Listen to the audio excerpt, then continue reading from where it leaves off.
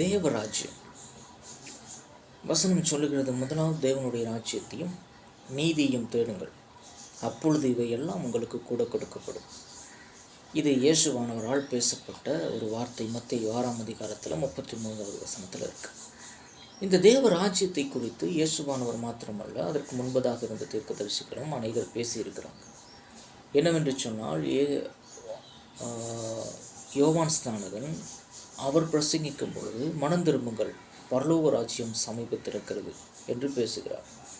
இயேசுவானவரும் முதலாவது பிரசங்கத்திலே அவர் பேசும் பொழுது மனம் திரும்புங்கள், பரலோக ராஜ்யம் சமீபத்திருக்கிறது என்றே பேசுகிறார். அப்போது யூத மார்க்கத்திலே, யூத கலாச்சாரத்திலே மத்தேயு அந்த புத்தகத்தை எழுதினபடினாலே தேவராஜ்யம் என்பதற்கு சில இடங்களில் பரலோக ராஜ்யம் என்று அவர் எழுதியிருக்கிறத நம்ம காணக்கூடியதாக இருக்கும். அப்போ முதலாவது தேவனுடைய ராஜ்யத்தையும் நீதியும் தேடுங்கள், இப்பொழுது இவையெல்லாம் உங்களுக்கு கூட கொடுக்கப்படும். ராஜ்யம் என்பது என்ன என்பது நம்ம எல்லோருக்கும் ஒரு கேள்வியாக இருக்கிறது.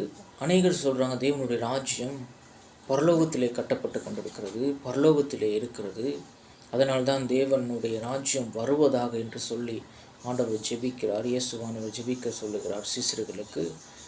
அது பரலோகத்திலே கட்டப்பட்டு கொண்டிருக்கிறது. அவர் மரித்து உயிர்த்தெழுந்து அவர் மறுபடி சென்று நான் உங்களுக்காக ஒரு ஸ்தலத்தை ஆயத்தப்படுத்துகிறேன் என்று சொன்னால் அது பரலோக ராஜ்யத்தை குறித்து தான் பேசுகிறார் அப்படின்னு அநேகர் சொல்லி நான் கேள்விப்பட்டிருக்கிறேன்.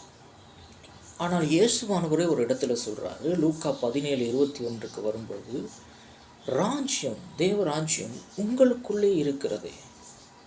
இயேசுவானவர் பூமியில் இருந்த காலத்தில் உங்களுக்குள்ள ராஜ்யம் இருக்கிறது அப்படிங்கிறாரு. அப்படி பார்க்கும் பொழுது அவர் மரித்து உயிரோடு எழுந்து பரலோகத்திலே சென்று கட்டுகிற ஒரு காரியத்தை அவர் குறித்து பேச, அங்கே இருந்த ஒரு காரியத்தை குறித்து பேசுகிறார் என்பது தெளிவாகிறது இல்லையா?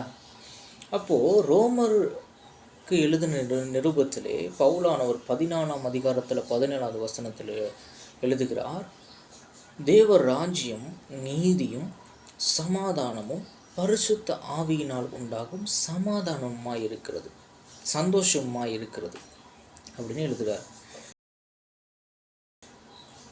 நீதியும் சமாதானமும் பரிசுத்த ஆவியினால் உண்டாகும் சந்தோஷமாய் இருக்கிறது.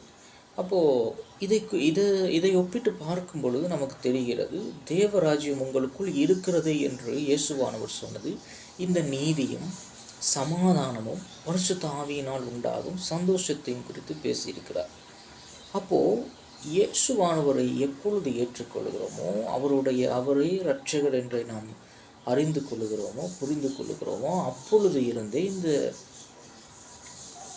நீதி, சமாதானம், பரிசுத்த ஆவியினால் உண்டாகும் சந்தோஷம் நம்மை வந்தடைகிறது. இது நிச்சயம்.